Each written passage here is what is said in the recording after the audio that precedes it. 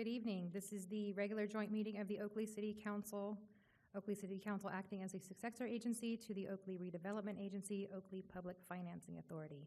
This meeting is called to order at 6:30 p.m. Roll call. Councilmember Fuller. Dr. Fuller is here. Councilmember Meadows. Here. Councilmember Williams. Here. Vice Mayor Henderson. Here. And I am Mayor Shaw, present. I'm going to have Vice Mayor Henderson lead us in the Pledge of Allegiance.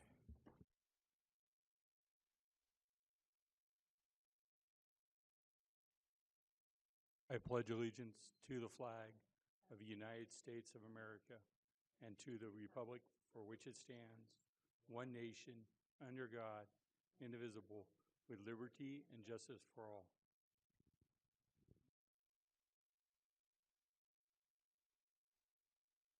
All right, we are going to move on to proclamations. Tonight we have 3. I'm going to start with Building Safety Month. Conrad, can you meet me at the front?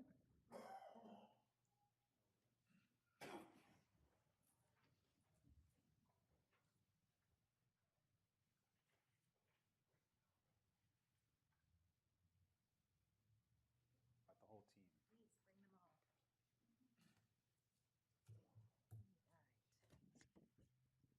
All right, Building Safety Month. Whereas the City of Oakley is committed to recognizing that our growth and strength depends on the safety and essential role of our homes, buildings, and infrastructure play both in everyday life and when disaster strikes. And whereas our confidence in the resilience of these buildings that make up our community is achieved through the devotion of vigilant guardians, building safety and fire prevention officials, architects, engineers, builders, tradespeople, design professionals, laborers, plumbers, and others in the construction industry who work year-round to ensure that safe construction of buildings. Whereas these guardians are dedicated members of the International Code Council, a nonprofit that brings together local, state, territorial, tribal, and federal officials who are experts in the built environment to create and implement the highest quality codes and standards to protect us in the buildings that we live, learn, work, and play. And whereas these modern building codes and standards include safeguards to protect the public from hazards such as hurricanes, snowstorms, tornadoes, wildfires, floods, and earthquakes. And whereas Building Safety Month is sponsored by the International Code Council to remind the public about the critical role of our community's largely unknown protectors of public safety and our code officials who assure us of safe, sustainable, and affordable buildings that are essential to our prosperity. And whereas Game On, the theme for Building Safety Month 2025, encourages us all to get involved and raise awareness about building safety on a personal, local, and global scale. And whereas each year, in observance of Building Safety Month, people all over the world are asked to consider the commitment to improve building safety, resilience, and economic investments at home and in the community, and to acknowledge the essential services provided to all of us by local, state, tribal, territorial, and federal building safety and fire prevention departments in protecting lives and property. Now, therefore, be it resolved that I, Shannon Shaw, Mayor of the City of Oakley, along with the members of the Oakley City Council, do hereby proclaim the month of May 2025 as Building Safety Month. Thank you. Say something? You can. You should. You should. You should say all the things. I wrote a little thing. All right. I'm going to keep it short. Madam Mayor and the City Council members, thank you for the opportunity to accept this acknowledgement on behalf of the City of Oakley Building Safety Team. From processing permits and project review to construction inspections, the City of Oakley has a great team to ensure building and construction is safe within the city. And they take pride in what they do. Building safety within the city cannot occur without other divisions as well. Through the assistance of code enforcement and planning, the entire Community Development Department works together to ensure building safety. Thank you again for this acknowledgement. Thank you. We're going to go ahead and get a picture, and then we're going to bring you guys up when we have all, didn't like it, when we have all 3 done, and we can get a group photo of all the staff. Unless you guys want to come up and come down 3 times. It's up to you. Well, you're the mayor, say. All right, well, then we will get a group photo of all the departments at the very end. All right? Yep. We'll just do 1 photo. Since we like you guys all so much. All right, the second one is National Police Week. Chief and your crew.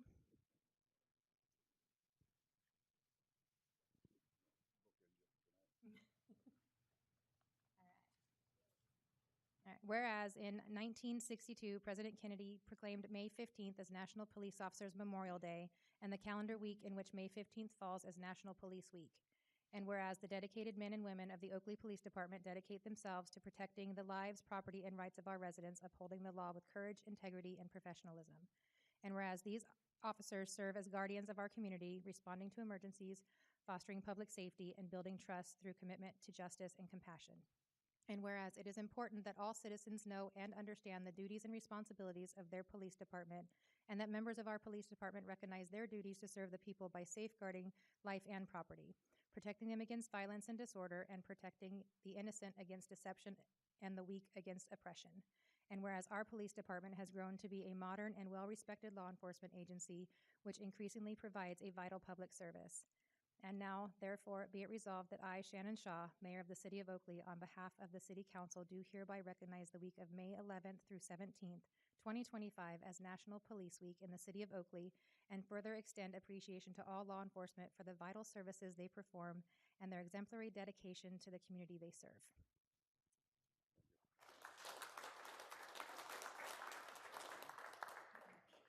Thank you.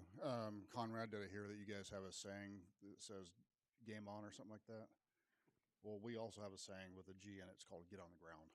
So it's been ours since 1850 or so or something like that. In all seriousness, this is very much appreciated. This is a national thing for police officers. A lot of activities going on this week in Washington, D.C. to honor the police officers that have lost their lives and the memories of them. I can think of, me speaking as a 35-year veteran of this, I can't think of anything nobler than that of a police officer. Without the cops, nothing else in the society works. So thank you for this acknowledgement, but this is really about the police officers out there day in and day out. So thank you.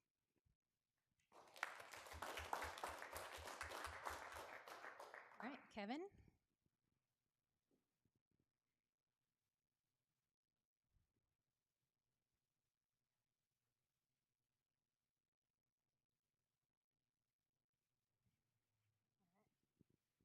National Public Works Week. Whereas public works professionals focus on infrastructure, facilities, and services that are of vital importance to sustainable and resilient communities and to the public health, high quality of life, and well-being of the people of Oakley.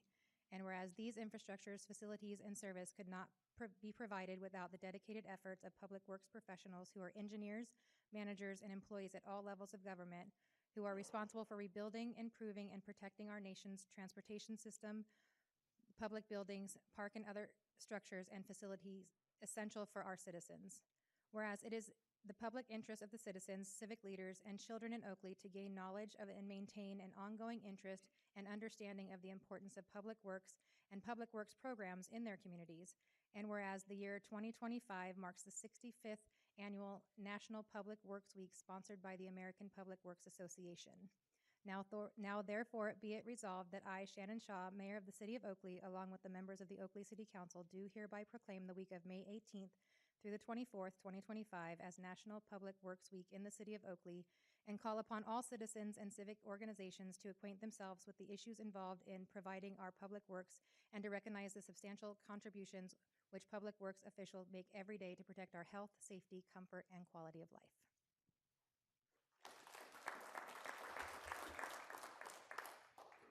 Mayor Shaw, members of the council, on behalf of your entire Public Works team, we are very grateful for this proclamation as we continue to provide exemplary service for the community. These are very exciting times in Oakley Public Works as we are undertaking the design and construction of some of the most highest profile and truly transformational projects that Oakley has ever undertaken. And you will see it, you've seen it, and you'll see it over the next few years, the results of all of our labor. All of this information, I encourage you in the city's new website under Public Works. We have real-time updates that's are very beneficial, I think, for the community to see the progress of the work we're doing. Amazing. So again, thank you, and we're very grateful for your support. Thank you. And can I get all three departments and staff to come up, as well as the City Council, please? It's not often we get to recognize so many of our staff, and while we have the heads of the department here, I do want to just say that the city is in great hands, and please extend this to your entire departments. We do appreciate everything you guys do.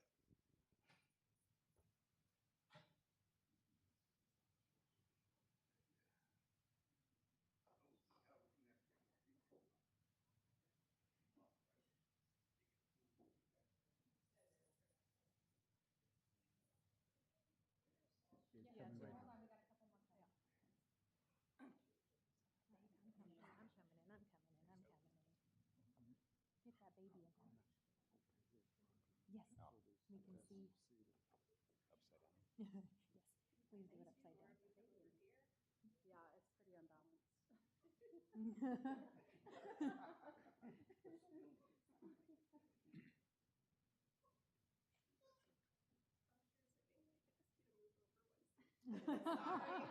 Sorry, it was my fault.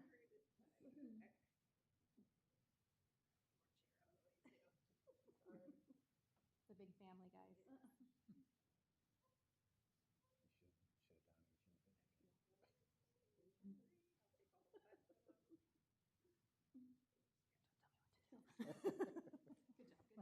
This is a lose-lose situation here. I didn't want to be in 3 photos. Thank you. Who's Melissa? I don't know. You have the senior center. You introduced me to Marissa. Who, she would have been, Okay, thank you.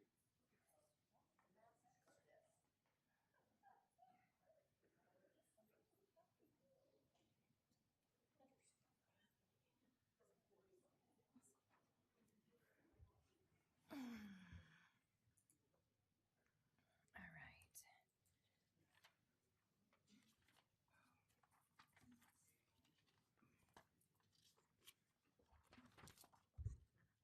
All right, thank you guys for your patience with that. We are going to move on to item 1.3, with the Oakley Union Elementary School District update with Superintendent Jeff Palmquist.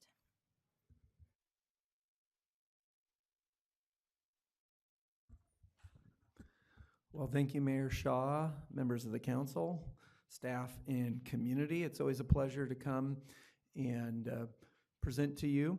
I'm going to limit my report to 1 hour this evening, so that way you can get on with other important city business. Obviously, that's not true. You know, last year I came, I think I laid out several things we were excited about in the year ahead and the goals we've set.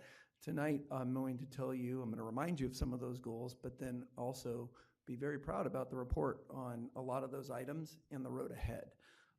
You may remember, you probably do not, but we set 4 goals through our LCAP process last year.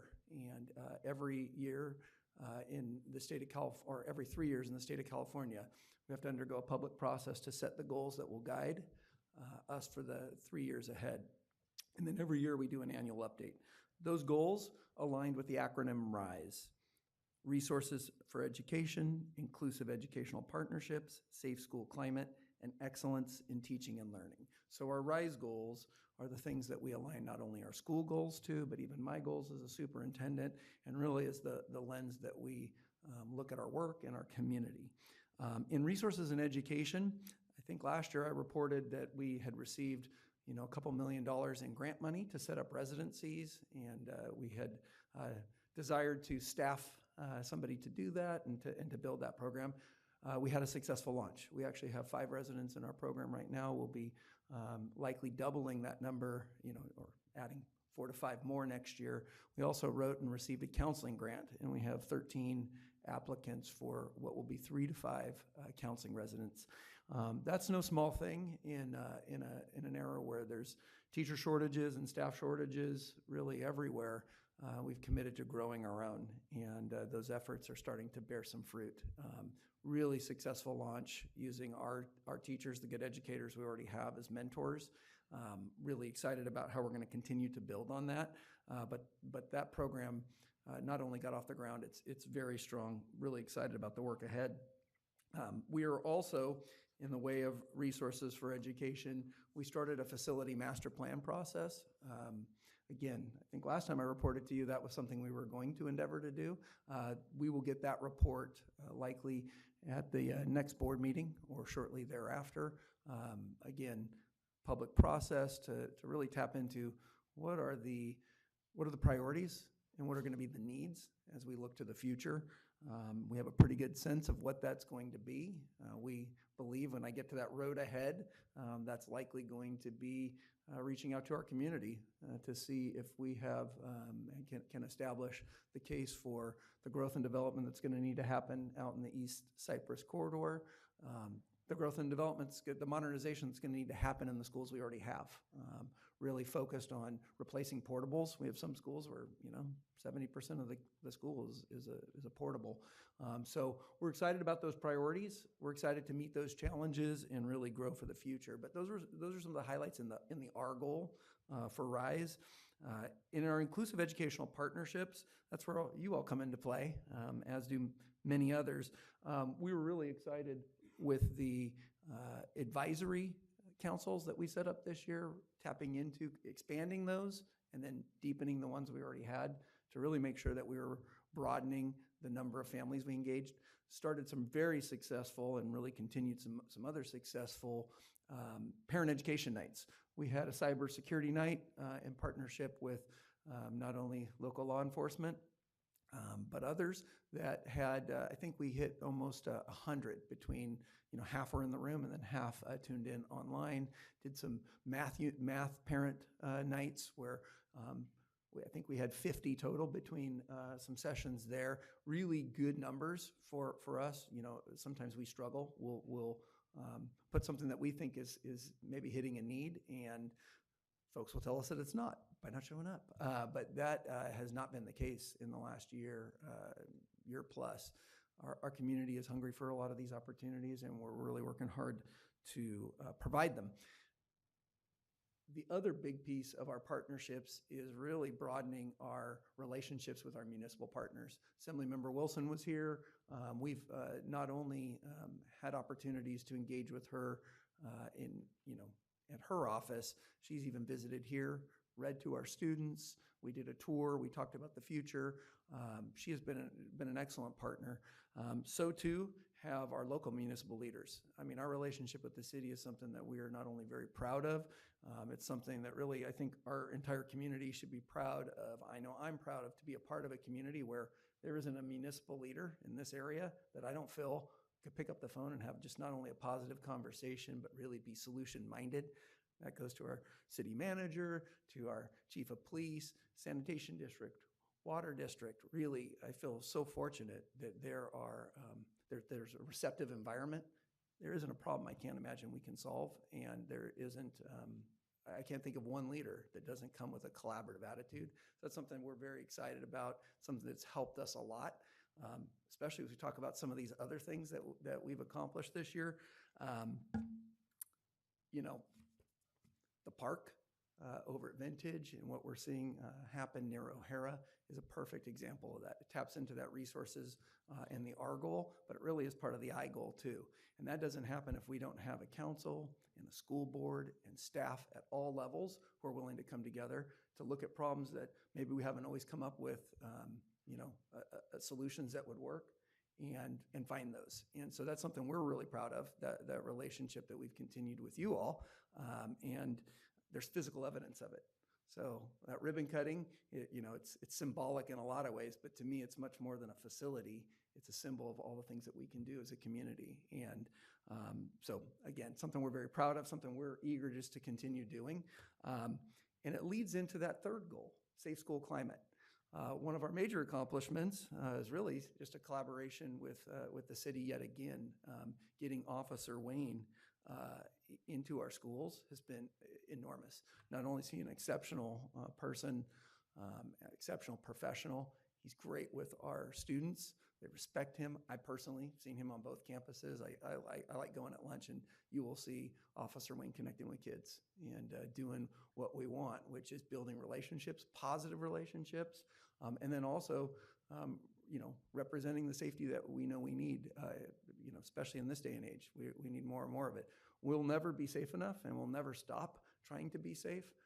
But I believe we're safer today than we were yesterday, and I know that tomorrow we'll be safer yet again because we're going to continue to focus on these issues.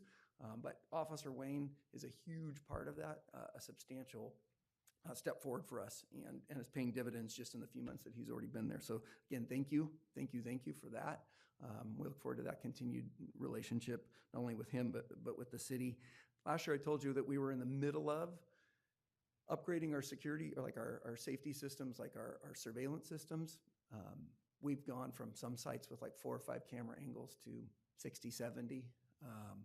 That includes vape sensors in our middle schools. It includes just a lot of technology that helps us keep our campuses safer. And that has been fully rolled out. In addition, access points, automated access points, another huge thing in our school safety. Really reaching out to our students, conducting surveys, trying to find out what those social, emotional needs are, and really continuing with the programs to help people feel not only physically safe, but emotionally safe. And that's really one of the biggest parts in our schools is the physical safety is something we'll be vigilant on all the time. It's that emotional safety. You can have all the safe things in the world. If you don't feel safe, you're not safe. And so we work on both edges of that. And finally, excellence in teaching and learning. We saw gains in both math and English, second year in a row in math, and our internal numbers right now show that we're poised for gains again. So we're really proud of that, that we continue an upward trajectory, but we can do two things at once. We can be proud of that upward trajectory and realize we've got a lot of work to do, and that we need to accelerate those efforts. So we're happy that we're seeing things go in the right direction, but we obviously want to force multiply that and escalate that growth. And we know that great schools make great communities, and great communities make great schools. And so that relationship, that reciprocal relationship, and making sure our kids are achieving, our number one priority, is something that we stay very focused on. We piloted a couple of programs that have shown incredible gains. iReady was something that we did for, in particular, our English learners. The data that we've had reports at board meeting that have just been exceptional with those programs. We also piloted at 2 sites a program called UFly, which is a literacy program that we will now scale because that pilot has been so successful. Our early literacy scores continue to go up. Made a real investment in those earliest learners because we knew that, especially coming out of the pandemic, that we would, if we could focus there and catch people before they need intervention, it will help us to not only get folks on track, but stay on track. We have selected a reading difficulty screener. That is a state requirement. I did that with our teachers, and so all of our youngsters will go through screening for reading difficulties. In addition, our TK and our K teachers developed readiness screeners, in-house readiness screeners as well. One of the biggest things that we're excited about, so everything I presented to you already was something that I said we were hoping to do in the year ahead. I'm really proud that we were able to do. One of the things that we are incredibly excited to launch is a dual language immersion program that will happen at Laurel Elementary. We will have not only transitional kindergarten, but also kindergarten classes. Community has responded incredibly well to that, so much so that we actually had a lottery and start with a wait list because there was enough interest and demand. One of the most impossible things to do is staff for a dual language immersion program. We are right now fully staffed for a dual language immersion program. So really excited about the potential that holds. And we know that if we get that off the ground the right way, it will pay dividends for years to come. But that is also, that's going to be a huge thing that I think we're going to be known for. I think last year I said if we could be known for being like a residency development center that we can grow our own, that we'd be very proud. We will become that. We are in the process of that. Same thing with dual language immersion. If we could be known far and wide as the people who can do this thing very, very well, we know that we'll continue to be proud. The road ahead for us, a lot of financial challenges. The federal and state and local financial climate is difficult for schools. So we're going to be faced with not only difficult decisions in navigating that, but the road ahead it's not going to be easy for us over the next few years. So we're pretty active in paying attention to that, making decisions along the way so that we can meet those challenges. We know that facilities growth and modernization is part of the road ahead for us. It is likely that we'll be making our case to the voters here somewhat soon that we need to grow and that we need to modernize. And we look forward to not only taking that facility master plan, but all the, the good work that's happening in this community and making that case, making a strong case that, investing in those things is going to be worth it. That is part of the road ahead. We're going to continue to find programs to support our students and our staff, especially in the areas of social emotional learning.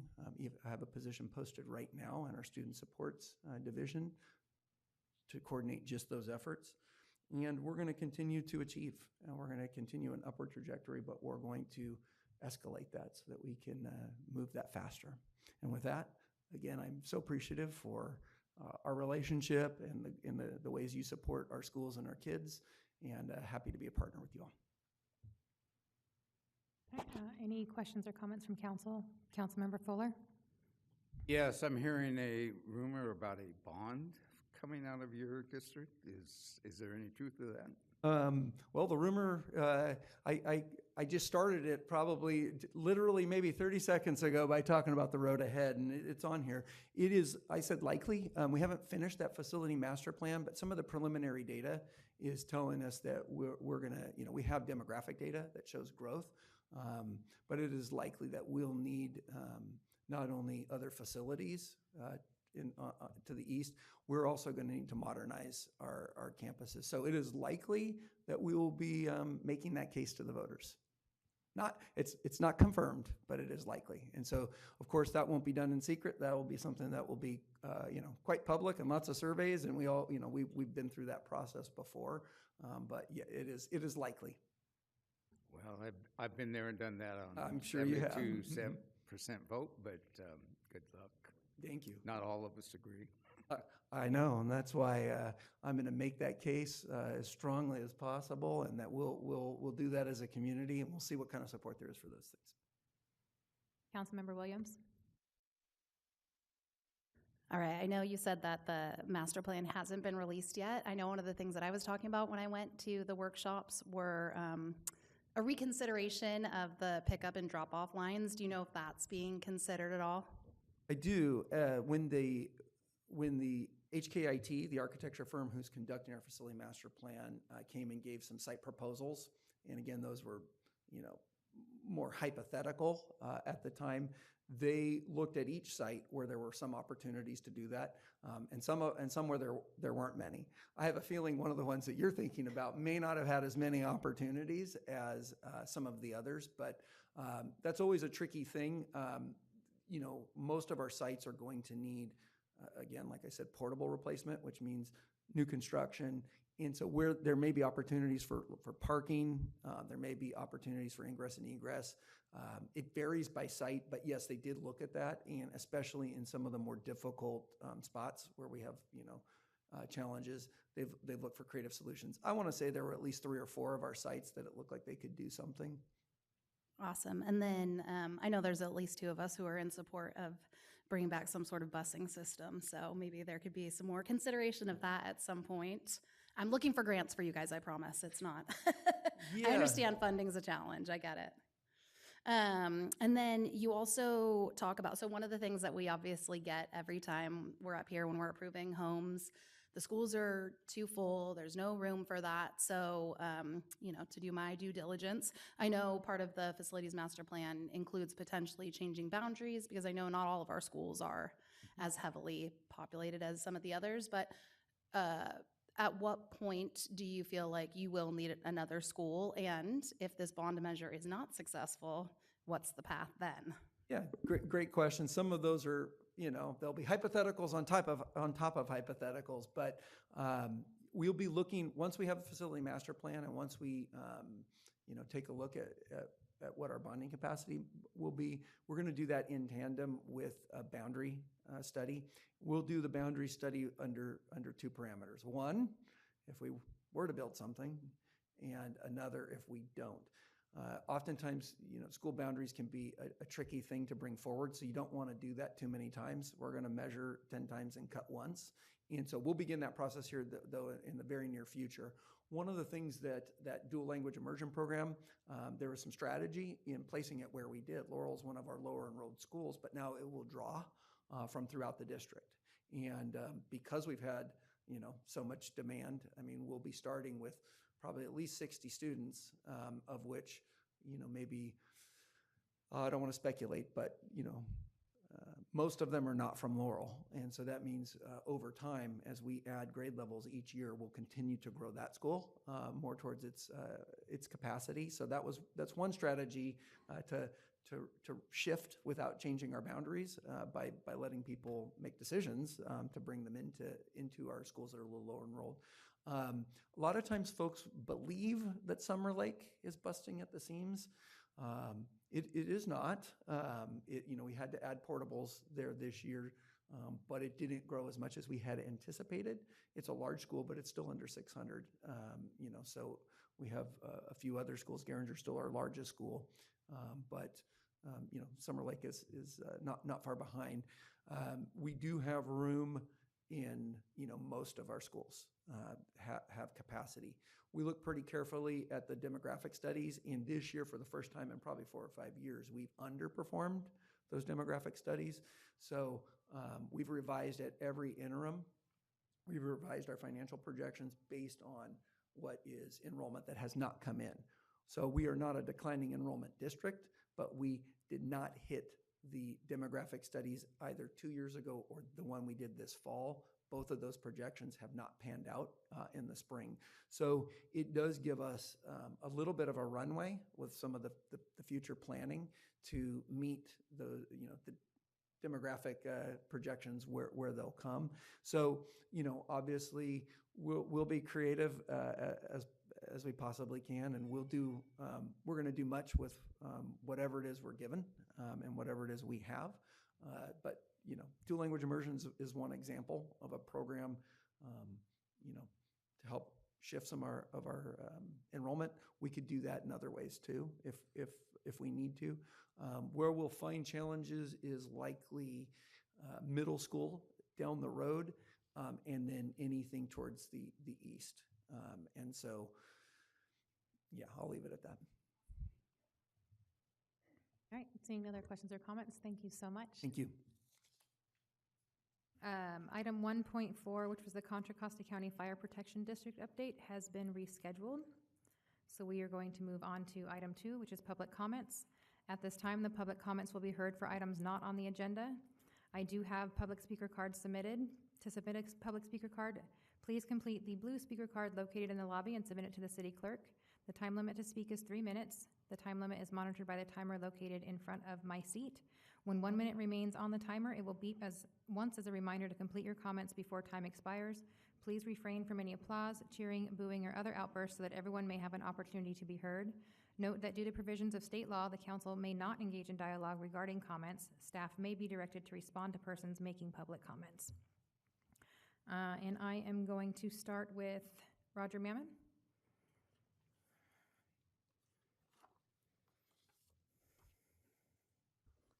Mayor Shaw and City Council, thank you for allowing me to speak. First off, the last time I was here, I talked about the March 24th hearing before the Administrative Hearing Office for Delta residents to express their feelings about the Delta tunnels and what the Delta means to them. That hearing was canceled because of hacking. And so the coming Monday, May 19th, Buddy Shattuck, who you all know, and myself will be going up to Sacramento to testify in front of the administrative hearing officer. And interestingly enough, the Coalition for the Delta, which is made up of 32 California Native tribes and environmental justice organizations, the Delta counties, water agencies, and other Delta advocates filed a petition for reconsideration of the permits for the Delta tunnel because they rejected that petition, so it's been refiled. And the petition essentially stated that the Department of Water Resources has not provided all the information on water use and what their plans were on how the Delta tunnels be used. And but they went ahead anyway and approved it, so we've refiled to have it rejected. interestingly enough, today, I was just notified that the Delta Conveyance Project legal proceedings, the state water contractors who are financially and operationally tied to the Delta Tunnel project filed a motion for a protective order seeking to withhold all the information that's needed to make the Delta tunnels. And then the Public Policy Institute of California just released its deal. They were saying that the Central Valley Project and the State Water Project should be combined as one entity. That could be good, it could be bad. And then the Delta Conservancy for Sacramento and San Joaquin County has applied for rulemaking to get architectural and engineering firms for specialized projects which need specialized expertise. Thank you. Thank you so much. Kathy McLaughlin?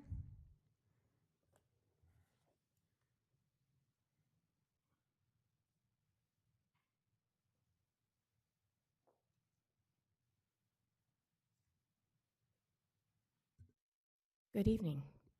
My name is Kathy McLaughlin. I am a resident of the Oaks apartment complex, and I also am a senior citizen and disabled. And I have several concerns, and I'm sure many other people do, but I want to limit them to two, if I might. One is our elevators. Our elevators in Building 59 were out for 2 weeks.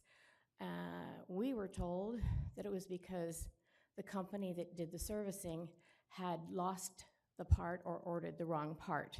And in fact, the servicing company actually told some of our residents that they had not been paid, and that was why they had not done the refit. The other part of the elevators is the fact that we're supposed to have a license in each one. I think that's a license. And there is not a license, at least as of 5:30 today, in the Building 59 elevator. We only have one. And in fact, I actually saw a license in there a couple of weeks ago on the 28th of April on a Monday. It was there when I got on there at about 5:30 or 6 o'clock, and it said it was only good through June of 2023, and that disappeared and has never returned. So that's a very significant concern. The elevators are more than a little loud and more than a little scary. The other piece that's a significant thing for me is, in fact, I have been given a 60-day notice that I am being asked to leave. In fact, I've been evicted because my apartment is infested with roaches. It is, but it's not just my apartment.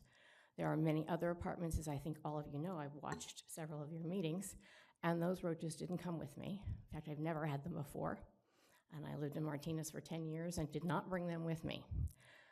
I have been told I need to pay to have someone pack up my apartment and move all of the stuff out so that it can be sprayed properly. The proper preparation of my unit would cost about $4,000. That's about what the move cost me to move in, and I don't believe that it should be my responsibility since I'm bringing them with me. So I believe that the management company, Wynn Financial, should in fact make that change. Thank you. And if the superintendent comes back, I had some stuff for him, so I'll talk. I'm a former school board member in Martinez of 20 years, so thank you so very much. All right, seeing no other public comments, we will move on to item 3, which is council member comments. Please remember that council members also have 3 minutes to speak, which will be regulated by our timer. Any council members have comments? Councilmember Fuller? Yes, I just wanted to commend staff, our IT staff, and those others that worked on it. But I was looking at our website, and the HD photographs with 3D was a nice enhancement. It greatly adds to it. Shows some care that went into it, and I appreciate it. On our new website address, Oakley, California, or CA.gov. And if you go to oakleyca.gov, you can see the wonderful photographs and some of the other things done in oakleyca.gov. And I say that oakleyca.gov because I tried several times to get on ci.oakley.ca.us and had to find out the hard way that that's no longer operable. So again, it's oakleyca.gov. Thank you. All right. Seeing no other council comments, we are going to move on to the consent calendar.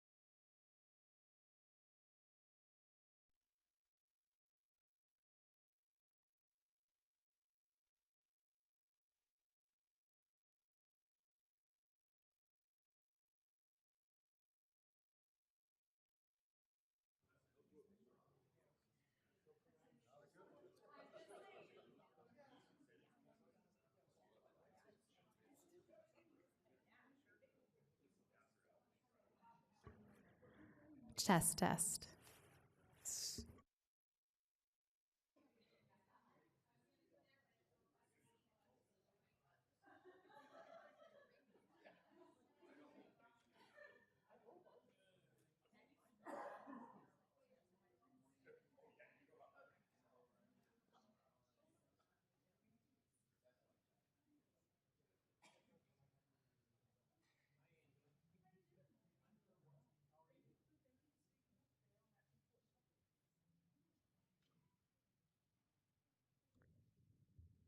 You ready?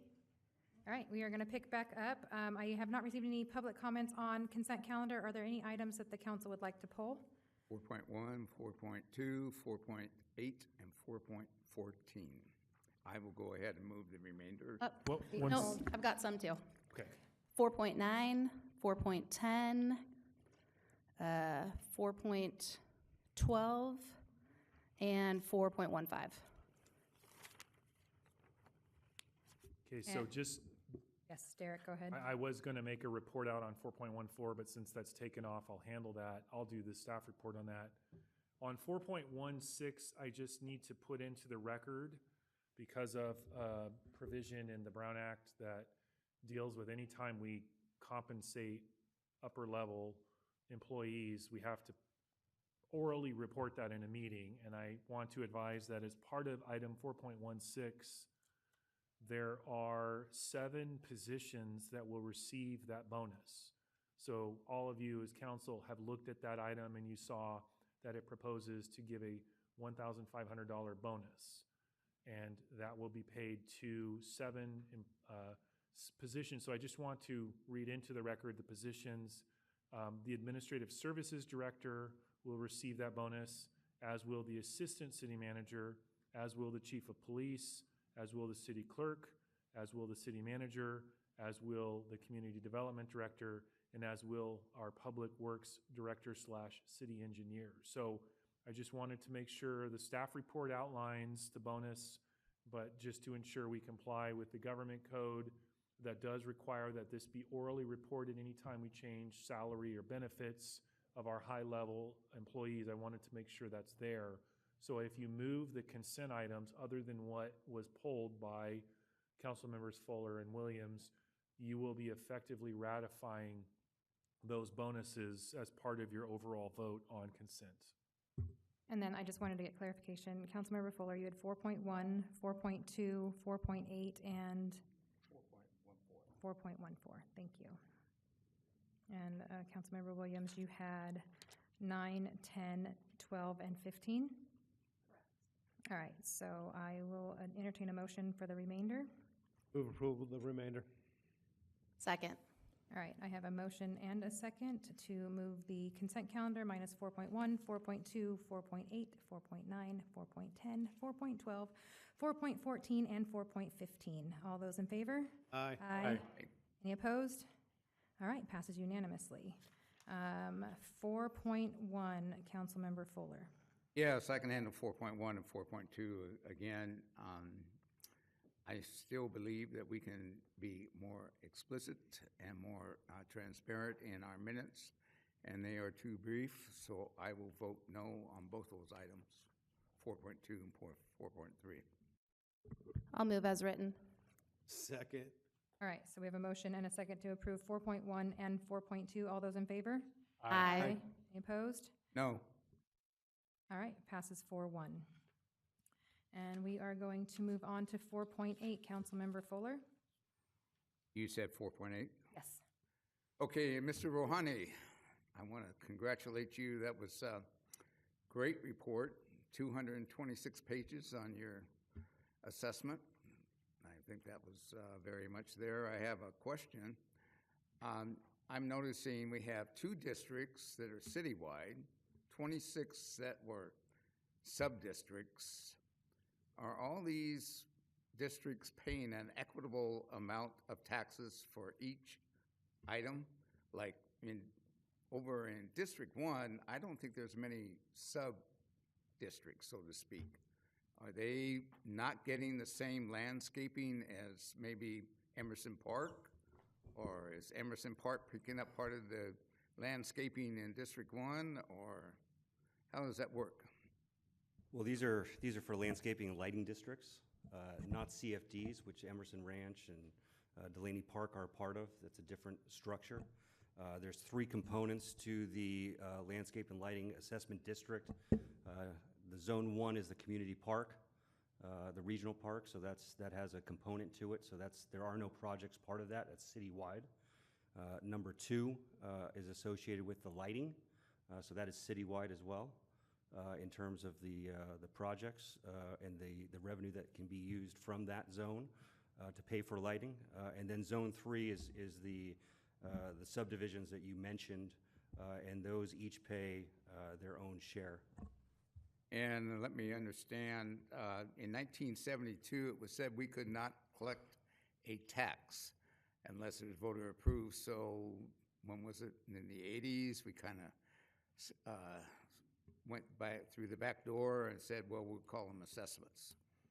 And is that correct? In other words, it's basically a tax to keep the items So perhaps, maintained. Councilmember Fuller, I can jump in. These are landscape and lighting in districts. These are assessments, special assessments that are subject to Proposition 218, which is one of the successors to, I believe you're mentioning, Proposition 13. So there is express statutory authority and there's a whole process. And so these are technically distinct from taxes. Taxes in a general sense, yes, as we all understand, when we pay a charge of some sort to the government, it can be called a tax.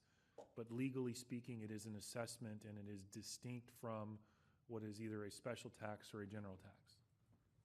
Okay, well, I have discussion if you want me. I can go ahead. I'm going to vote no. Oakley, it's too much.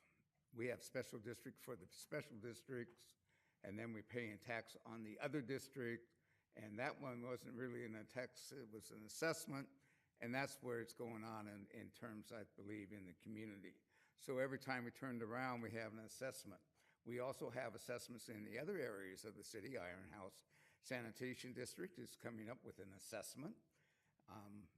Diablo Water District, I don't know what to say. My water bill this last month in April was $3.78 in usage, and I paid over $23 for a service fee. So such a deal, I don't know where that goes, but it's getting out of hand. Every time we turn around, we're getting another assessment, another public hearing. And my experience in the 15 years I've been here, public hearings are, you can go there and talk all day, but it's already been decided what has been there as far as I'm concerned. So I'm going to vote no. I'll talk more on the agenda requests, but we need to stop in Oakley and figure out how we're handling all these special districts. I'm used to one big city with water and sewage and all the different landscapings and things have been worked out, and I think we just need to start looking at that. So I will vote no on this item. I move approval of 4.8. Second. All right, I have a motion and a second. All those in favor? Aye. Opposed? No. Passes 4-1. Item 4.9, Councilmember Williams. All right, first, I would like to just thank the staff for this. I know it was a ton of work, and the presentation is really good. Everything spelled out really nicely, so I really, really appreciate that. So I wanted to take the time to say that. I did have a question on the very first item under the housing element implementation. It says action 1.1, provision of adequate sites to meet remaining RENA need. So if you could talk us through this, I believe we need to provide more of the lower income. I think that's, as I've pointed out, that's where Oakley lacks in our RENA numbers. So I think that's what that's addressing. And then the very next line says the city must rezone adequate sites to accommodate 434 lower income units. So I think this is something that we talked about coming to us soon. So I just want to clarify that this wasn't generated by a city council member trying to get the city rezoned. This was something that we put in our proposal to the state when we did our last housing element, as I understood it. So if you could just clarify those two things. Sure, this is a requirement of our certified housing element. I'm not aware of any jurisdiction that's not going through the same process that we'll be going through. We've already started that process at a staff level. We plan to hold a work session with the City Council in June to discuss potential sites, but essentially, as population projections are developed at the state level, those are then trickled down to regional levels. Our regional level would be ABAG, the Association of Bay Area Governments. Then they work with a methodology committee to establish a methodology on how those units are then distributed in that region, so the Bay Area being the 9 counties. And then further down, it's funneled to the county of Contra Costa, which we are located, and our number is 434, so we have to comply with that in order to keep our housing element in a certified and status in good standing with the state. Did I answer your questions? Yeah, I think you did. And I think anytime we have conversations of this, and I'm sure we'll talk about it with the work session. So currently we have properties that are zoned already for this, and we haven't had builds. So I know anytime we have these rezone proposals, people, panic a little bit. And so I'm sure when we do the work session, we'll also talk more about it. But just because it's zoned for that doesn't mean that A, it'll be built, or B, that it was a city council member initiated thing, right? This is a requirement. Correct, and for cities, for Oakley specifically, we are not constructing any affordable housing. The private market is doing that, and we've been successful in providing affordable housing to the community through that process, but we definitely have sites that are zoned for it that have not been built on. Yep. Thank you. Councilmember Fuller? Yes, just a matter of clarity. There will be no change to the general plan until there's a public hearing and the public has an opportunity to discuss it, and then a public vote be taken on it. I'm not sure what you mean by a public vote, a vote by the city council. Well, yes, the city council in public will take a vote. Yes. Yes. So just to be clear, Councilmember Fuller, this is just a progress report that's required by law. There isn't a general plan amendment pending at this time. So if that were to be initiated, that would be a pretty long process. And yes, it absolutely would involve public hearings and a full land use hearing before the council. But right now, there isn't anything we're not pursuing that right now. Okay, thank you very much. I appreciate that. I was responding to side note on Councilmember Williams' comments. All right, no other comment. Would entertain a motion? I'll move. Second. I have a motion and a second. All those in favor? Aye. Any opposed?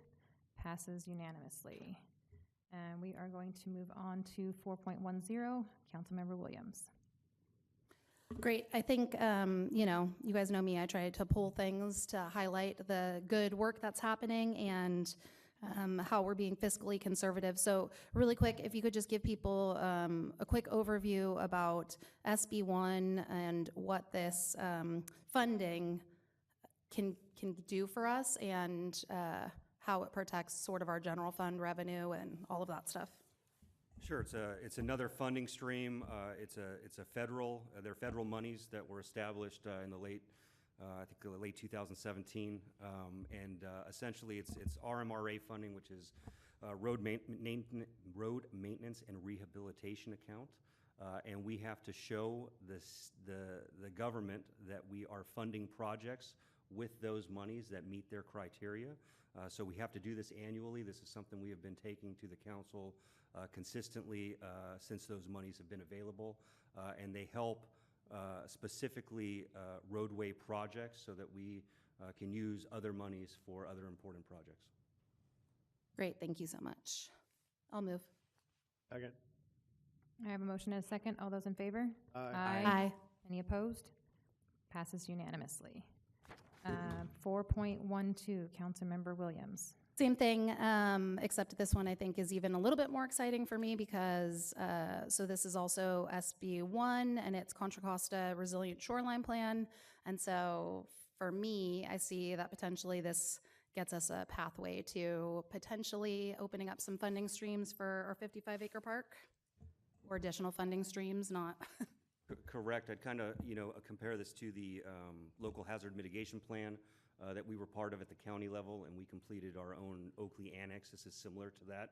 So we have been asked as a community that has adjacency to the Delta to participate, and we are participating, and our staff cost will be reimbursed through this process. But at the end of the day, we will be eligible for funding that we otherwise wouldn't be eligible for if we haven't gone through this process with the county. Awesome, thank you. Now I'll move. Second. I have a motion and a second. All those in favor? Aye. Any Aye. opposed? Passes unanimously. 4.14, Councilmember Fuller. I will vote no on this. One second. I need to give you the report on this. So this is a contract amendment for our city manager, and I just want to, again, we've done this before. Before you vote on this, we are required to put on the record that there is an oral report of what is in your staff report. We have to identify the economics of what is being proposed. Anytime you are adjusting the salary or benefits of your executive or your upper level staff, that is something that is required. It's interesting, I used to just say the City of Bell scandal, and everyone used to know what that meant. That was a huge thing in 2009, 2010, and there was, so you all will have to Google it if you're not aware of what I'm talking about, but there were a lot of changes in our laws after that scandal. And this was one that came in about 2015 or 2016, if I remember. So I just want to say that the fiscal impact for what is proposed, it is a 7% pay increase. So the fiscal impact is $25,375 annually, and that includes salary as well as the benefits. So that's the actual, if you were to score what is being proposed and actually work it out with all the PERS and everything that goes along with it, that's the actual amount. That's the difference between what the city manager would receive if without a raise and would receive with the raise annualized over the course of a year. And that is in your budget. So I just want to make sure there is a clear record that that was put in front of you, and I'm happy to answer any questions on this. Otherwise, because this was polled, you should go and see if there's any public comments because you're dealing with the executive salary, but you are free to now deliberate and vote if there are not. Questions or deliberation? You have questions or deliberation? Yes, is there an elongation of benefits and pay should Mr. McMurray or the city manager be released without cause? So the city manager had initially, I believe, 8 months in his original agreement of severance without cause. And then last year, you gave him up to 3 more months, and he gets 1 month per year upon a successful evaluation. So last year he got a month. So in this current fiscal year, he has 9 months. And then as of July 1 into the next fiscal year, because he received a favorable evaluation pursuant to the agreement as it already exists, he gets 1 more month. That's not being changed. It's just he had a favorable evaluation, and so he gets that month automatically. In other words, what you're saying is if Mr. McMurray is released without cause, he will receive 10 months' salary and benefits with no further contribution to the city. Which is what every city manager in the state has, something like that. But yes, that is correct. Okay. I will vote no. Do I have any public comments on this? Seeing none. All right. Move approval. Second. I have a motion and a second. All those in favor? Aye. Opposed? No. Passes 4-1. And item 4.15, Councilmember Williams. Yes, I'm just not familiar with who the standby member is, and so I was just curious. I want to make sure that it meets our municipal code, section 2.5018. Standby members must have prior experience having served on an agency, board, commission, or council. Would you like to me to answer that? It is your appointee, so you are able to answer that, yes. This is the first time that someone has been called up. It's interesting that it's Edward Flores that's being called up. He is a resident of District 5. He resides in District 5.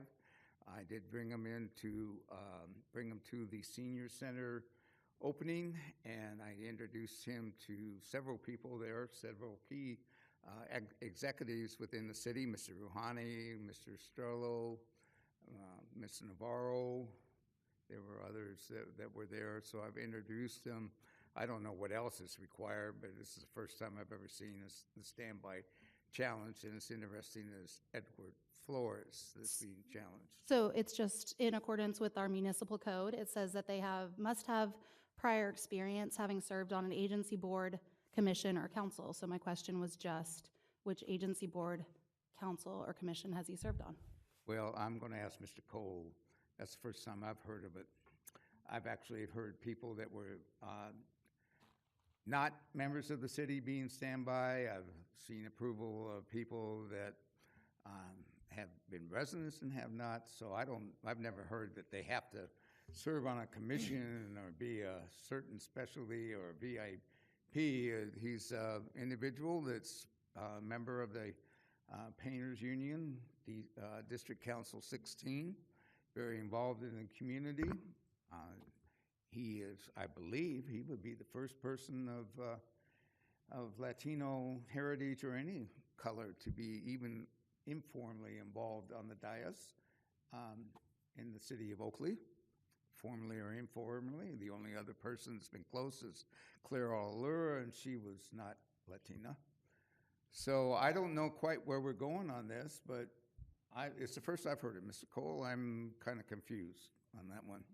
Your code specifies that any standby members have to have certain experience.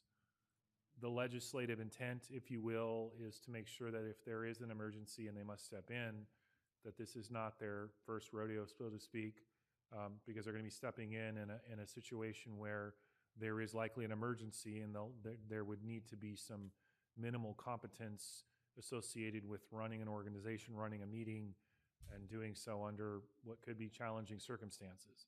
So that has always been a requirement as far as I can remember. That is in our code. If the issue did not come up before, that means it was not raised by any council members. That doesn't necessarily mean that previous standby council members didn't have the experience. It just means that no one raised it as an issue. I can't speak to why it may be that all of the other council members on a standby basis have their requirements, and that is why it did not come up. At the end of the day, staff doesn't get involved in this decision because these are your designees, but you as a council through your code have said this experience must exist. So it's not really my call and it's not staff's call, it's your call, but that code requirement does and it always has existed. Well, I understand, but it's interesting that Councilmember Williams, this is the first in 15 years I've heard of it challenged in such a manner. I've heard it many other areas. It's interesting it's being challenged in regards to Mr. Edgar Flores in the manner. In terms of legislative operations or committees or government, he is the business manager for the Painters Unions and affiliates, District Council 16. He's also a member of the Contra Costa Construction and Building Trades Council. He has been involved in the city. I believe he has the ability to sit up here and handle a situation in an emergency. He is close by, so I think he's closer by than many of the others if we actually took him into account should there be an emergency. So I will stand by him, and if Councilmember Williams just doesn't think that's enough. I don't know when it will be enough, but I think he's prepared to sit up here. It was I, just a question. I recognized the rest of the names, so it was just a question.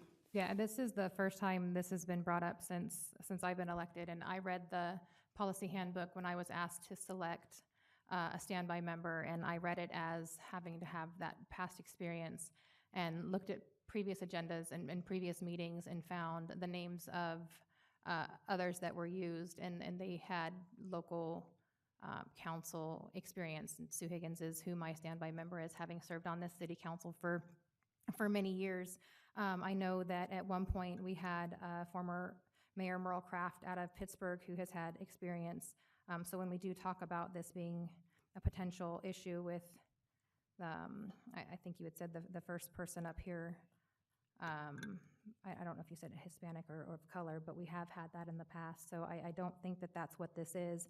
I absolutely printed our code out, our handbook out, and underlined also having had previous experience serving on an agency, commission, or council. And so if the question was raised, I think it's a valid question to ask if they are going to be sitting up here and serving the residents that we have all been elected to serve. Well, I've given my qualifications where I think he can sit up here quite well. And so I will go ahead and move Mr. Flores be my standby member in an emergency for the council chamber.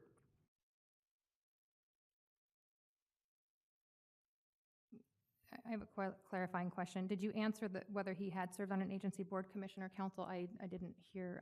I know you were talking about you feeling like he was valid. I just didn't know if you had given that answer. I didn't quite understand. I was asking, when the question was asked of what agency, board, commission, or council he had served on, I just wanted to clarify what your answer was to that. Well, I don't know if he served on an Oakley council or what, but like I said, this is the first time I've heard it challenged, and it's interesting. Mr. Flores is being challenged. He would be the first Latinx, even informally associated with the council dais.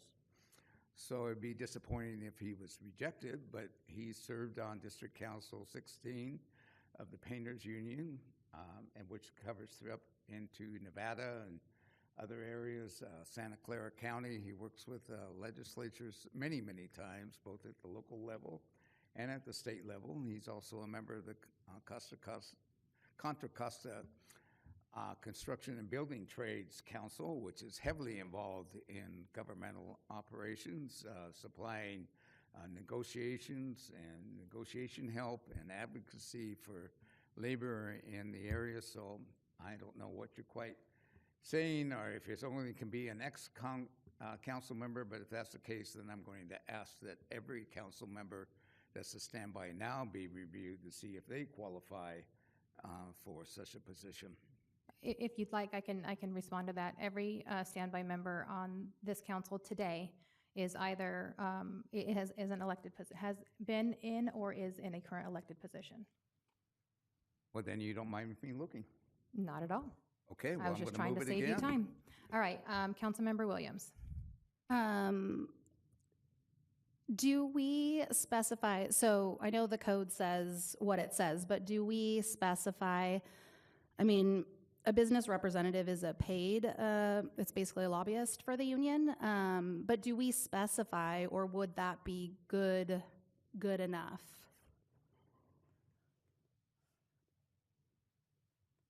Sorry, that's to you, sorry. So I'm just Attorney Cole. to the code section.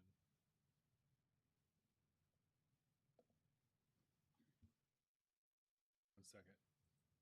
So the question again is, Does it need to be, did we write this so that it needs to be somebody who's been elected, or could it be a business representative is basically a paid representative, but they still take minutes and do all of that stuff. So I guess my question is if our ordinance gets specific in that it needs to be an elected, or it says standby members must have prior experience having served on and this is the magic word, agency, board, commission, or council. So it all depends on what the meaning of agency is. I believe agency implies a public body. I don't think it implies a private body. Now, if there's some quasi-private public body, and we do have a number of those in the state, we could make a reasonable interpretation. You know, there are some tourism boards and other, for instance, not that that's what's at issue here, where they have to follow the Brown Act. And so I think you can make a reasonable interpretation that they would fit within. So, I mean, it's ultimately your call, but as I read the word here, it says agency.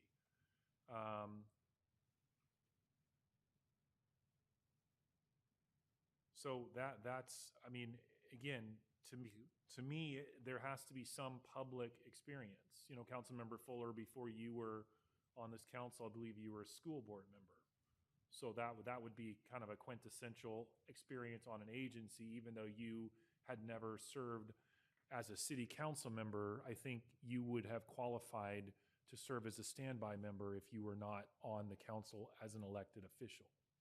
Well, I think that we're now splitting hairs. I've been involved in labor aspects of, since I was, I don't know, 26, in meetings in terms of labor organizations and labor individuals going to it. I mean, I guess if somebody was coming up here and saying, well, I've only been a member of the Red Cross, we'd have to turn them back, because that's not really a public agency. That is a private agency working in the public sector.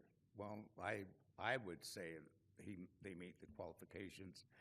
The reason that is put in there, it says, is so that they have the ability to sit up here and conduct business. I think this is the first time that I've seen it called. It's being called on a Latinx that's involved in organized labor.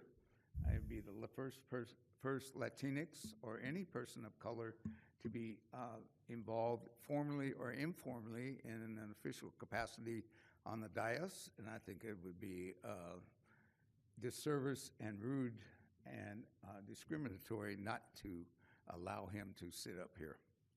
And again, Merle Craft was a former standby member, so I just want to say that that is not factual. Merle Craft, former mayor I'm sorry, of did you Pittsburgh. say something wasn't factual? You said that he is Latinx and the only person of color to have served in here in that capacity. And Merle Craft is a former mayor of Pittsburgh who is a person of color, and she was a standby member for a former council member. So that is not a factual statement. Well, I will have to look at that because I have heard different.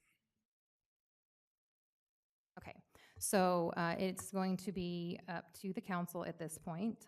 We have heard Councilmember Fuller's response, and we have our standby city council member notes here. So we have a first from Councilmember Fuller. Do I have a second?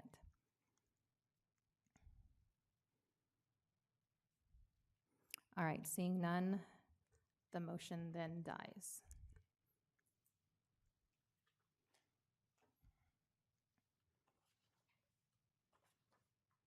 Okay, so then that's it?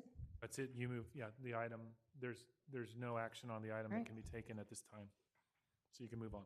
All right, we are going to move on to item 5.1, which is a public hearing and reporting on vacancies and recruitment and retention efforts in response to Assembly Bill 2561. Jerry Tejeda, Administrative Services Director.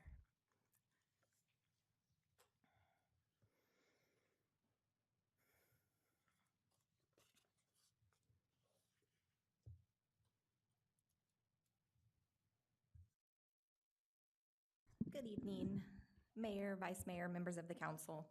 I will make this a quick presentation. So AB 2571 is a new requirement for us to report out on vacancies, recruitment, and retention efforts of the city. This is meant more for those who are in a huge deficit when it comes to vacancies. Anything over 20% would require a much more in-depth report. So ours will be fairly short tonight. So AB 2561 requires public agencies to present at a public hearing tonight once per fiscal year, and that public hearing has to be held prior to the budget hearing. So we're bringing it to you tonight since we'll have budget in front of you next meeting. We're required to report out on any vacancies, our recruitment efforts, as well as our retention efforts. So currently, we've broken out vacancies by employee group. Department directors, we have 7 in the budget, 0 vacancies. Our OPOA, which is our Oakley Police Officers Association, it is our only recognized bargaining unit. It is our sworn police officers. We have 39 FTEs in the budget. We have 42 sworn officers, only 39 of them are in the bargaining unit. We have 1 vacancy there. Keep in mind these numbers are as of May 1st. Just as an FYI, we have another vacancy that has recently happened. So we'll update you on that another time. But for tonight's report, we have 1 vacancy. And then our general staff, which is unrepresented, not recognized bargaining unit, we have 55.5 full-time equivalents, and we have 1 vacancy there. So overall vacancy is about 2%. So our recruitment efforts, we'll just walk you through the recruitment process. We start with recruitment approval. Anytime we go to recruit a position, we ensure that their position has been approved as part of the budget. We post that recruitment. Our recruitments typically stay open 2 to 3 weeks, depending on the position. Some positions, 2 weeks is probably too long. We get hundreds of applications, and other positions we could leave open for months, and we get very few applicants. We go through the application review, so it's reviewed first internally by Human Resources to ensure they meet all of the minimum requirements of the job, and then that is moved to a subject matter expert for a second review. We do in-person interviews. We have an internal interview panel of experts of the position. We offer a contingent offer based off of background. We do, for most positions, live scan. Some positions we require medical, and then, of course, PD requires a full background. And then we go to final offer, and once those offers are accepted, we have an orientation for our new hires. And then retention, just some of the things we've done in the recent years to help promote retention is our 5-year labor agreements that we currently have. We've implemented the STEP system that increases salary by 5% each year until the top step is reached, which brought us in line with other cities. And we've reorganized city departments and created opportunities for future growth. We've implemented a longevity incentive for general funds for general staff, and we encourage and prioritize work-life balance for all of our staff. So with that, I am open to any questions. Any questions from the city council? Councilmember Meadows, you pushed your button, then it went away. I'll wait till deliberation. Okay, thank you.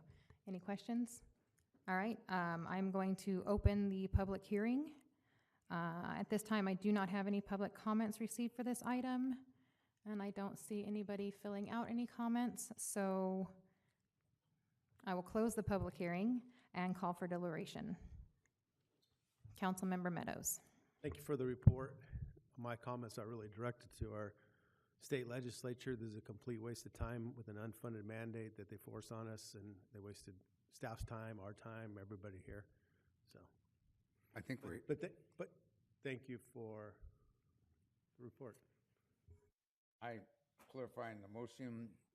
There was no motion yet. It was just deliberation. That we receive the report. Okay. I also wanted to thank you for the report. And while it may not be the best use of our time, it is nice to see these numbers and that Oakley's looking really great compared to a lot of other cities. So it was nice to see it on paper, whether it's a waste of time or not. I agree with that. But.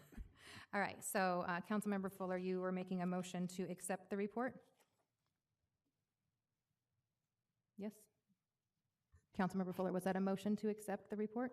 Accept the report, receive it. All right, I have a motion. Second. I have a motion and a second. All those in favor? Aye. Any opposed? Passes unanimously. All right, we are going to move on to our regular calendar. Item 6.1, which is adopt a resolution authorizing the city manager to execute the First Amendment to the lease agreement between the City of Oakley and the Oakley Community Garden. City Manager Joshua McMurray. Thank you, Madam Mayor, Mr. Vice Mayor, members of the City Council. This is a extension of the current lease that we have with the Oakley Community Garden. For those that don't know, the community garden is located at Creekside Park. About a little more than 10 years ago, the group retrofitted the old BMX track at that park and turned it into a community garden. There are 26 plots right now. There's an active group that gardens and uses 18 of them, although 3 of those are not being actively used. So about 15 total are active right now at this point. They approached us earlier this year with a desire to extend the lease. So we have structured a amendment to the lease agreement that would give them another 10 years, and the remainder of the terms of the agreement that are valid would remain in place. With that, staff does recommend approval of the extension, and I am available for any questions. Thank you. Any questions for staff? Seeing none. Public comment? Seeing none. Councilmember Williams? I just want to thank you all for the work you've done here. I know even before I had any involvement with the city, somebody that I worked for, her mom was one of the founders of the community garden, and I met her, 15 years ago working at Pete's, and every time she sees me, my garden still looks great. I appreciate you guys. So I know that that's a big boost to the community, and I think people really look forward to it. And I've met countless people who said they have had a plot or going to have a plot or still currently do. So I really appreciate it, and I think that the improvements that have been done over there are amazing. So I just wanted you guys to hear that. All right. Seeing no other comments, I would entertain a motion. Okay, fine, I'll move it. Second. I have a motion and a second to adopt the resolution. All those in favor? Aye. Any opposed? And all right, passes unanimously. 6.2, adopt a resolution authorizing the city manager to execute a lease agreement between the City of Oakley and Restore the Delta for the use of 3330 Main Street, Suite B. City Manager Joshua McMurray. Yes, thank you. This is another lease agreement. We have some space right across the street at 3330 Main Street. This is the space that is next to Guanatos. It has been unused for years. Currently, we have been talking with the chamber about having them open up shop and having a space available, and we have been reserving that space, but they're at a point right now where they're not able to use that space. So we have a vacant space, and we were approached by Restore the Delta, and with the city's prior position to oppose the Delta Conveyance Project, with asking Roger Mammon, who represents the Restore the Delta group, to come to the City Council and provide updates periodically. We thought this would be a good opportunity to bring awareness to the Delta with our adjacency. So they plan to use the space at least once a month with some office hours, hopefully more if it's popular, but they would provide information to our residents and people in the area about the efforts that Restore the Delta is making, in addition to information related to the Delta Conveyance Project. So with that, the lease as drafted would run through the end of this year, and it would allow for administrative extensions for up to 6 months at a time. If we feel like the space still would remain vacant, there's a high likelihood that we'll continue leasing them the space until there is another user, and we've discussed that with Roger, and they're comfortable with that. So with that, staff does recommend approval of the lease as presented, and I'm available for any questions. Any questions of staff? Any public comment? Oh, Councilmember Williams, you jumped right in there. It's not a question, so. All right, well, let me get public comment. Perfect, yep. All right, seeing no public comment, deliberation? All right. Again, thank you so much for this. I mean, I think Roger has been a faithful participant here, and we really appreciate having people who are so close. And I think, I know I've gone to a couple different sessions that members from Restore the Delta have put on as just a resident trying to learn as much as I can. And I think the more access we give our residents to that group, I think it'll make it so that we can have more of a unified front on some of these things. We have some real challenges with water, so I think it's really important. So I just wanted to, again, thank you, and I will move it. All right, motion, do I have a second? Second. All right, all those in favor, say aye. Aye. Aye. Any opposed? Passes unanimously. And item 6.3, Strategic Plan 27 Plus Update. One more time, Joshua McMurray, City Manager. So this item is an update on our strategic plan. We try to bring this to you all twice a year. Our current plan was adopted in April of 22, and it runs through year 2027 plus. So we're well halfway through that period of time. The staff here has done a tremendous job implementing that plan, making progress, starting items, finishing items. So we have provided a comprehensive update to the more than 180 objectives within this strategic plan. And if the council accepts this, that dashboard would then be posted on our website for everybody to view. So with that, staff does ask that you accept the update as presented. Thank you.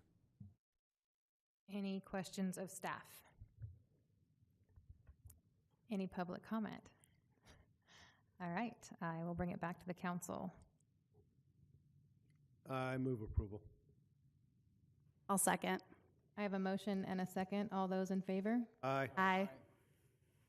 All those opposed? Passes unanimously. All right, Josh, one more time. You said that last time. Yeah, but I lied. Item 7.1, City Manager Report. I thought you were going to give me a pass on this. I wanted to update you on two things. First, we're in week 2 of Studio 55 being open, and we feel like it's been a great success. There's been a couple things that we've learned along the way, which has been helpful, but overall, you know, from standing that program up to being in week 2, we've had a lot of great things happen. So I just wanted to give a recap, some numbers for the first week. This would be last week. We ended the week with 177 members, which is just phenomenal. We served lunch, and remember, we're only doing lunch one day a week until July 1, and then we'll go to 4 days a week.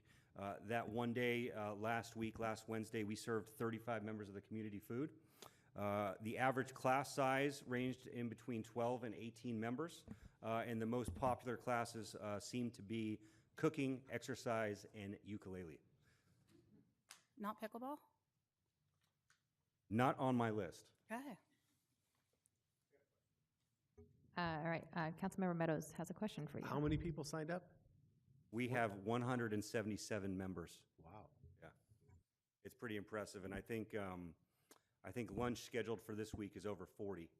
So it's gaining steam. We're getting a lot of positive comments. I mean, I just even got a positive comment from one of the members of the public that are attending this meeting at our little break. They received some positive comments from someone that lives near them. So overall, we just feel the program is off to a great start, and it can only get better. So appreciate all the hard work staff has done to bring that forward. Any more questions? Okay. Second update, just wanted to bring attention that this Saturday, the 17th, we are kicking off our Movies on Main Street with the presentation of The Sandlot. The movie starts just as sun goes down, but an hour before sundown, there'll be activities and games and food for the kids and the families to enjoy. So that's another great thing that we provide our community in the spring and summer months, and we'll be kicking it off this Saturday. And then to complete my report, we have attached the April business license list for you all to view. So thank you very much. That concludes everything I have to report on. All right, thank you so much. We're going to move on to 7.2A, which is reports from the City Council regarding boards and commissions that they serve on. And we'll see who pushes their button first. Councilmember Fuller. I did attend the senior center opening. Councilmember Shaw gained new heights during the event. Think bunting next time, Mr. Hayden knows. But it was a good event. As you can see, we have a good takeoff on it. It's been long overdue in this community. It has been a demographic that has not been favored, and I'm glad to see we're overcoming that and being more inclusive in our operations, especially in recreation. Vice Mayor Henderson? Since our last meeting, I attended the grand opening of Senior Center again. Great job by staff. And boy, that center came out looking really nice compared to the way it did before we made that move.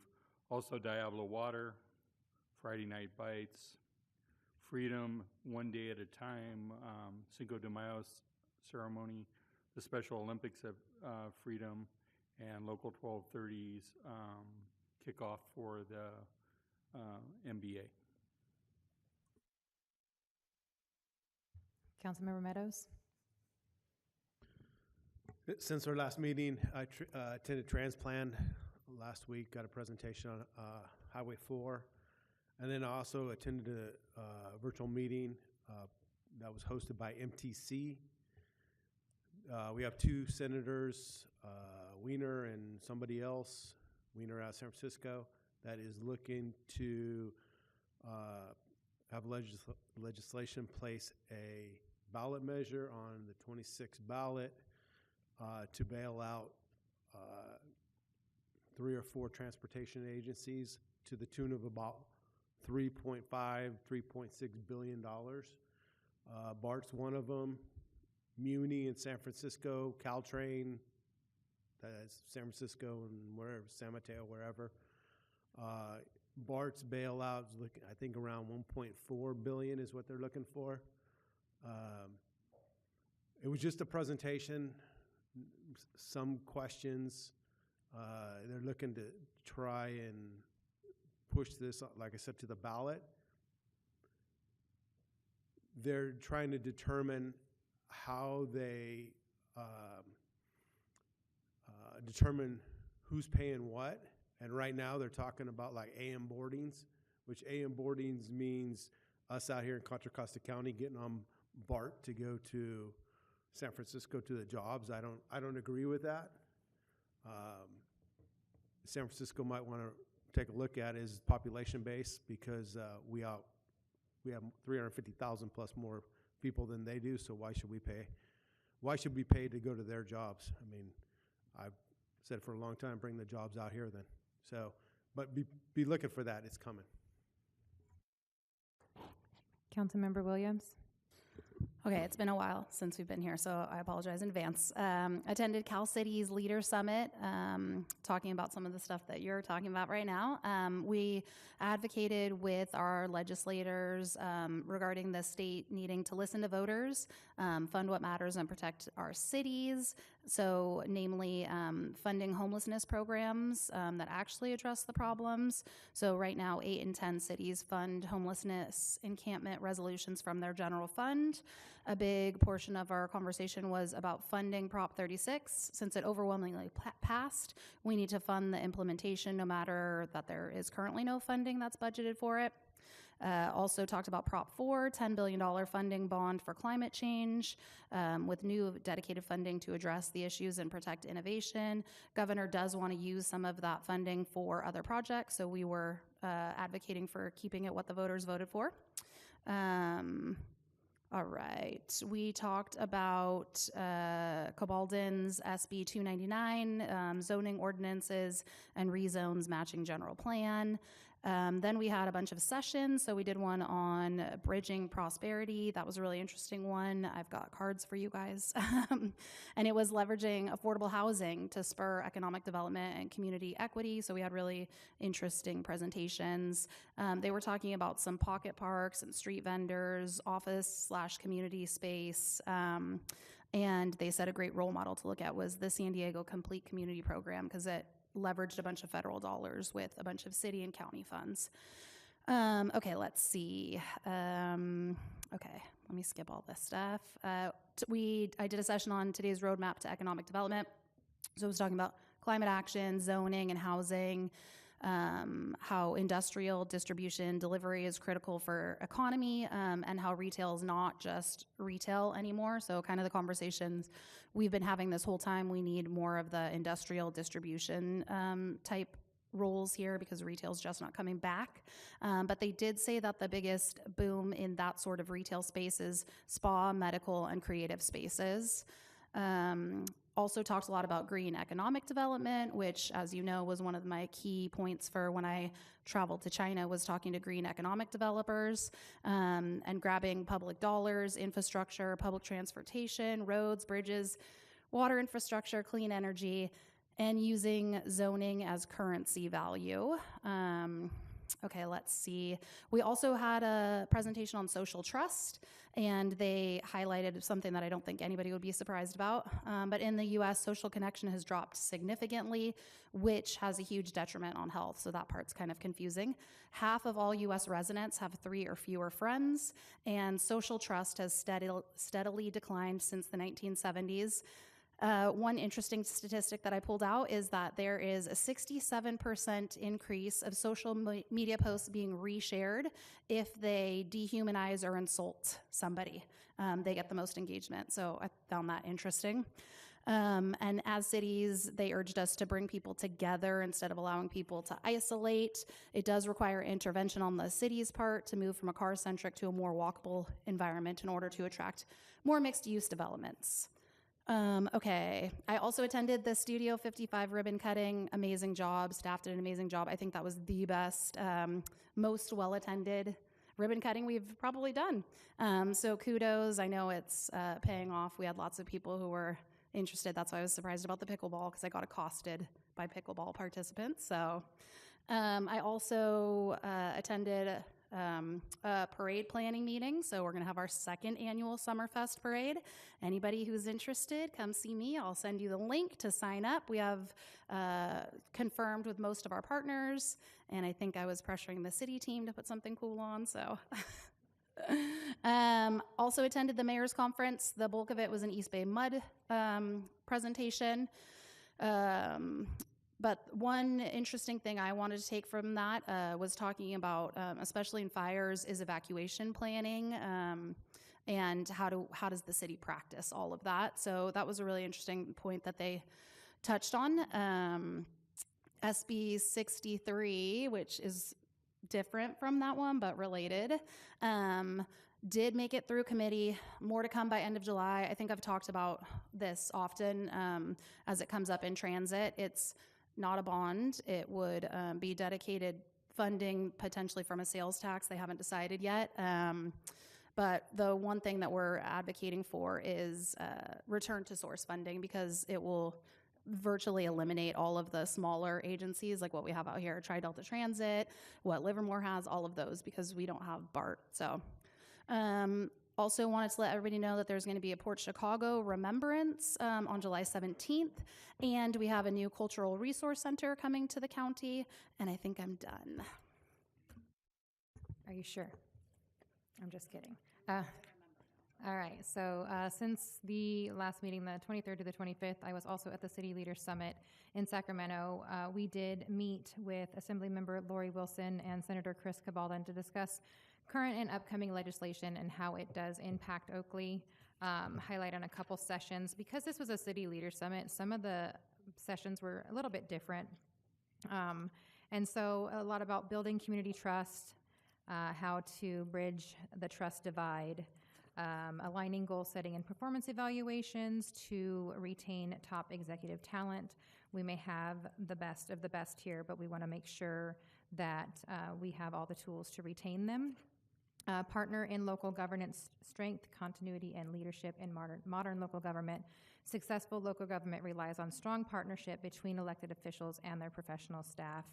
And building effective city council manager partnerships is really important. Also, the unofficial guide to surviving and thriving in elected office. So a lot of information about managing crisis, growing a thick layer of skin, doing the right thing, learning to lead effectively while keeping your ego in check and your sanity intact, and your relationships intentional. Another one was about earning public trust, practical strategies, and transparent, effective leadership. talking about the trust as a cornerstone of good governance and effective collaboration with communities, clear, transparent messaging, publicly addressing residents' concerns, and acknowledging mistakes are key aspects to building trust from our elected officials. From transparency and decision-making to council processes and decorum standards, it is really important to have a good relationship with your fellow council members as well as your city staff. So it was a lot of leadership type training sessions, and I got a lot from it. So I really appreciate the opportunity to go to that. We flew home on that Friday because Lori Wilson was here at City Hall for her district day. So I did spend the afternoon here. Actually ended up talking to a lot of residents that were waiting to talk to her. It ended up being a really good afternoon. On the following day, I had the Liberty Union High School Hall of Fame award ceremony at Liberty High School, and 2 of the inductees in this year's Hall of Fame are Freedom High School graduates, but we did hand out certificates to all the inductees, and it was a pretty neat event to be at, and just the history of the different levels of accomplishments that our sports and teams and individuals have gotten. Did the ribbon cutting at Studio 55 on a scissor lift. Thank you, staff. Super fun. Something I don't know if I would have ever experienced had you not suggested it. Staff did an amazing job, not only with the location, but the ribbon cutting event as well. It was probably one of my favorite events so far this year. So, and not because I was up high, but on the 29th, Bright Beginnings, the preschool came here to City Hall to meet the mayor, see City Hall. I think they almost broke my gavel because I let each one of them sit in my seat and hit the gavel like we do when we start a meeting, and some of them were pretty excited about it. And then the PD came, and while they normally get to tour the police station, they didn't, so we had the dog come in here and had a little bite simulator happen, which was exciting. I actually stayed for the whole thing, which was great. So thank you for being a part of that with us, PD. Did the Contra Costa Mayor's Conference, and Councilmember Williams talked about that, but it was at the Pleasant Hill Library, which is a beautiful location. If you guys haven't been and you're looking for ideas for our library, I know Councilmember Williams took a lot of photos and different ideas, but the location was amazing, and I let Danielle hang out with her friends a little bit as long as she didn't leave me. So, no, it was great to see Danielle there with some of her former colleagues, and I got to meet a lot of great people. But the library is beautiful. And then we had our Delta 6 meeting here in Oakley this time, and we talked about youth activities, expansion of county resources, mental health. Some of the other items that some of the other cities were wanting to talk about were the BART surplus land, and we did offer a letter of support to Brentwood for that, and also talks of the urban Libet line that is not affecting Oakley necessarily, but more Brentwood and Antioch. That night, I went to Future Build, former Mayor Merle Craft from the city of Pittsburgh. She runs that organization. It is a pre-apprenticeship program, and this was the graduation for cohort 27, and we had 5 graduates in this cohort, and I was able to go and present them with certificates. The opening ceremony on this last Saturday for the Special Olympics, 2025 Special Olympics East Bay Spring Games, and they asked me not only to speak but also kick off the games, which was probably just something I never thought I would be able to do, and I think I made a best friend for life. She's already messaged me on Facebook. And then later that evening, I went to the beer aisle for the Fill a Boot for raising money for muscular dystrophy by firefighters IAFF Local 1230, and that had a great turnout. And that is all I have. Sorry. It's been an extra week between meetings. And 7.2B, request for future agenda items. Do I have any requests from council for future agenda items? Yes. Hold on one second. Councilmember Williams? Okay, so I know we have talked about public art before, so I would like to have maybe a work session. I don't know exactly what I envision, but I would like to have something, and my suggestion is, because I don't want to take away any of our budget, I know we already did a whole budget workshop, so don't yell at me for that, but what I would like to see us do is come up with a plan or a program where we partner with nonprofits that would be responsible for either the funding or for securing grant funding on our part, we would supply the oversight to make sure that the mural would meet our standards, obviously, or whatever the community art is, and a place for the public art to go. So again, I don't want any budget sent to this except for the oversight of it. But I'm just trying to come up with a way to sort of beautify our city. And if we can rely on some of our nonprofit partners to help with that, I think it's a win-win. I would be in support of that as long as a council, we get the art plan, so we get final approval on what it is, not necessarily telling an artist how to do art, but making sure it's appropriate for our city. So if that's the case, I would support it. Yeah, definitely. I've learned from our neighbors in Brentwood, if you don't let the council weigh in, it's a problem. So yes, I would support that part of it as well. All right, Councilmember Fuller? Yes, I have two. I want to commend Brentwood City Council. They have an announcement of indigenous peoples and the lands of which they sit on. Will be an announcement before each council meeting. I believe that would be good for us too. Yes, there was Edward Sequini here a while back, but then way back in the day, there was the Bay Moonwalk, and I think it would be important to acknowledge their land that they lived on. In fact, they went to the valley, San Joaquin Valley, and were dispersed during the time Hastings decided he wanted to pay a bounty on Indians for their head, but to acknowledge that they lived in these lands that we are now sitting on. The other one I have would like to go on would be to address in a work session what we can do about the splintering maybe okay districts, assessment on this one and that one, maybe even see how we came about with the district with the water and with the Iron House sanitation. I personally do not know of a city myself, there probably is one, but where the water and the sewage and the city services are divided. I'd like to see if we can do that to save our residents some money, if we can have support on that. Okay, so the first request was about, you were looking for a work session or just an agenda item for an announcement regarding Indigenous people. Did I get that correct? Well, it would take a council approval, but that's what we would do. Right, I'm just making sure so we can, because I need to get a second on these. I'm just wanting to make sure I'm clarifying it correctly. That one and that one's open, but that one I haven't heard a second on either one. Well, I know you had gone into the second one so quickly we didn't have a chance. So if we can just start with that one and then we can go on to the next one, because I want to clarify the second one as well. So is there any second on that? All right.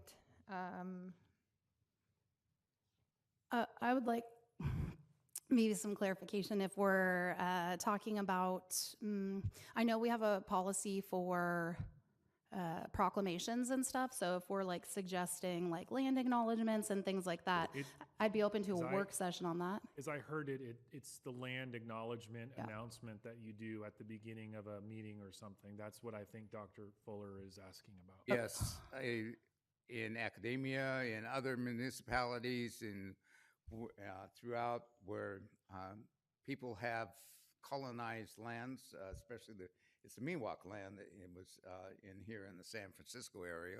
We happen to have the Bay Miwoks, but that at the beginning, before colonization, who were on these lands and how that we acknowledge that they were here and displaced, but that we are sitting on lands that were originally seen as theirs. It's a simple one, but one that honors those that have resided in the area in the past. In this case, indigenous people. I guess I just want clarification if we're just asking for that or if we would craft a policy. I mean, there's more than just that land acknowledgement that sometimes comes up, so I would feel more comfortable if we had a policy that would make it so that it didn't need to be a future agenda item. We would have a streamlined policy, or B, like we would have a way to we still address all of them. So I guess I'm good with seconding if we have like a discussion, not if it just comes on consent, I guess. Well, the only reason I'm bringing it up is the public should have the opportunity to participate. We should we acknowledge indigenous people in our planning. We can invite them to come and see what they think of see what comes about. If you want to call it a policy, however you want to do it, that's all right. But it still, I believe, should be a public vote with public input and a public vote on the council. May I suggest that we present a workshop and identify various items that it sounds like there might be a specific policy that would be crafted, but at this early stage, I think what I'm hearing from the two of you is that you want options. And I think that sounds like a workshop. And I think if that's between the two of you, what you're asking for, I think we can present something to you and then you can give us direction. Because I think we'd have to adopt a policy by resolution. I agree. Perfect. Sorry, I'll second. All right, and then the second one, if you can just clarify what the actual future agenda item request is? The workshop to discuss what has happened in the past in terms of assessment districts. We have 2 assessment districts that cover 2 different areas that are citywide. We have 26 sub-districts that not even quite sure they cover all the different services that throughout the city in their area. But, and then we have a water district and a sewage district. And I would like to see a workshop on our thoughts of what we can do to do this. If Mr. Rouhani coming in here and reading his report, which was very well done, he says we don't expect any assessment coming up, when an assessment being a tax, but we don't know for sure. And if there is an assessment, we then have a public hearing, which in Oakley doesn't amount to much. So I would like to see us, if we can't get more on an equitable basis, we discussed it in the April 15th budget meeting. How are we going to bring about I think we're getting a little bit too into the meat of what you're asking. So, and Mr. McMurray, you had a comment as well. I saw your button. Yeah, we did discuss this at the budget retreat last month, and we are currently undergoing a study, and that study won't be ready for some time. So I think, from my perspective, it's a little premature to have a work session before we have the data, and we'd like to present data. And we talked about that at the budget retreat, that we would be presenting, the findings of a study and asking the city council for direction. So in my mind, it's just a little bit premature. And just to also state, we have no jurisdiction over water or sewer in this city. They're separate districts, and I wouldn't want to be speaking on their behalf.